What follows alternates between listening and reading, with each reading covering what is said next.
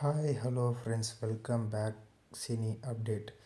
இப்போ நம்ம மலையாளத்தில் ரிலீஸ் ஆகிருக்க ஐடென்டி படத்தை பற்றின ரிவ்யூ தான் பார்க்க போகிறோம். இந்த படத்தில் டொவினோ தாமஸ், த்ரிஷா, வினய் போன்றவங்க நடிச்சிருக்காங்க. மலையாள சினிமாவில் தொடர்ந்து மிக தரமான படங்கள் வந்து கொண்டே தான் இருக்குது. அதிலும் க்ரைம் த்ரில்லர் என்றால் அவர்களுக்கு அல்வா சாப்பிடு போல். அந்த வகையில் டொவினோ தாமஸ் நடிச்சிருக்க படம் பற்றின ரிவ்யூ தான் இது. கதைன்னு பார்த்தீங்கன்னா, படத்தோட ஆரம்பத்திலேயே ஒரு இளம் பெண் ஆட மாட்டுறதை ட்ரையல் ரூமில் வீடியோவை எடுத்து ஒருத்தன் மிரட்டி பணம் கேட்குறான். அப்படி ஒரு பெண்ணை மிரட்டும் போது ஒருவன் அவன் இருக்கும் இடம் தேடி சென்று எல்லாத்தையும் அழித்து அவனையும் கொன்று அந்த இடத்தையே எரிச்சிடுறான். இந்த கொலையை இதே கேஸை ஃபாலோ செய்து வரும் த்ரிஷா நேரில் பார்க்குறாங்க. அப்போது அந்த செய்தியை டிவியில் வெளியிட வேகமாக போக அவர் மீது லாரி மோதி ஃபேஸ் பிளைண்ட் என்ற பாதிப்பு ஏற்படுது. தற்போது இந்த கேஸை வினய் விசாரிக்க டொவினோ நன்றாக படம் வரைவார். அவர் உதவும் த்ரிஷாவை அந்த கொலை செய்வதன் முகம் மட்டும் ஞாபகம் இருக்க அதை டொவினோ வரைகிறாரு.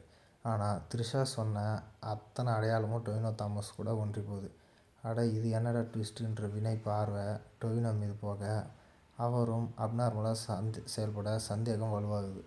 இந்த நேரத்தில் தான் அந்த கொலை செஞ்சது யார் அப்படின்ட்டு ஒருத்தர் ஆஜராகிறார். அட, யார் தான்பா அந்த கொலை செஞ்சது என்ற சுவாரஸ்யம் இந்த ஐடென்டி.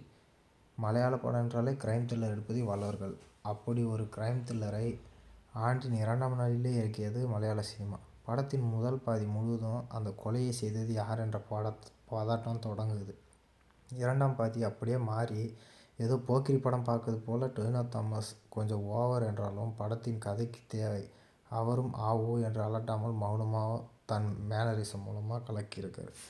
த்ரிஷாவும் ஒரு ஃபேஸ் பிளைண்ட் பெண்ணாக படம் முழுவதும் ஒரு குழப்பத்துடனே வந்து கடைசியில் அவரும் அந்த கொலை சம்பவம் நடந்த இடத்தில் இருந்த ஆள் யார் என்று கண்டுபிடிக்கும் இடமெல்லாம் சூப்பர். வினய் இந்த கதாபாத்திரம் பார்த்த உடனே இவர் இந்த வேலை செய்திருப்பார் என தோன்றுவதை தவிர்க்க முடியல. அவரும் வழக்கம் போல் கொடுத்த வேலையை நல்லா செஞ்சுருக்காரு. படத்தோட முதல் பாதி சீட் எட்ஜில் உட்கார வச்சாலும் 2ஆம் பாதி களமே மாறி அதிரடி ஆக்ஷன் படம் போல் இருக்குது. லாஜிக் மீறலும் கொஞ்சம் இருக்குது. கிளைமேக்ஸ் ஃப்ளைட்டில் வரும் சண்டை காட்சி ஹாலிவுட் லெவல் தான்.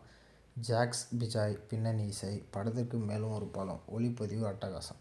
ப்ளஸ்ன்னு பார்த்தீங்கன்னா, படத்தின் முதல் பாதி நடிகர் நடிகையின் பங்களிப்பு மற்றும் படத்தோட டெக்னீஷியன் ஒர்க்ஸ். மைனஸ்ன்னு பார்த்தீங்கன்னா, 2ஆம் பாதி முதல் பாதி விறுவிறுப்பை கொஞ்சம் பாதிக்குது. இன்னுமே சில காட்சிகள் புரியும்படி சொல்லியிருக்கலாம். மொத்தத்தில் இந்த ஐடென்டி மூலம் மலையாள சினிமா தன் ஹிட் கணக்கை இந்த வருஷத்தோட தொடக்கத்திலே தொடங்கிச்சு. இந்த படத்துக்கு நம்ம சேனலில் இருந்து 5க்கு 3.25 வரைக்கும் ரேட்டிங் தரலாம். தொடர்ந்து நம்ம சேனலை லைக் பண்ணுங்கள், கமெண்ட் பண்ணுங்கள், சப்ஸ்கிரைப் பண்ணுங்கள். தொடர்ந்து சப்போர்ட் பண்ணுங்கள். உங்களுக்கு எந்த மூவி ரிவ்யூ வேணுமோ கமெண்ட் பண்ணுங்கள்.